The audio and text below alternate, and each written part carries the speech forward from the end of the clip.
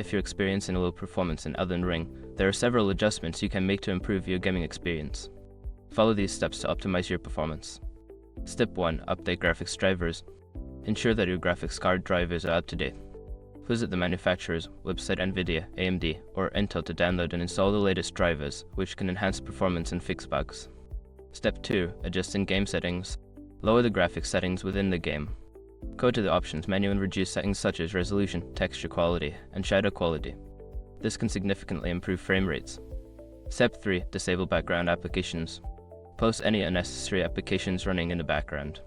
Programs that consume CPU or memory can affect game performance, so make sure to shut them down before launching Elden Ring. Step 4. Optimize power settings.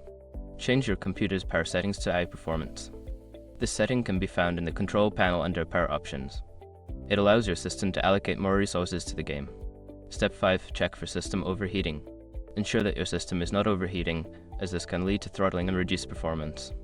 Clean your computer's fans and ensure proper ventilation to maintain optimal temperatures.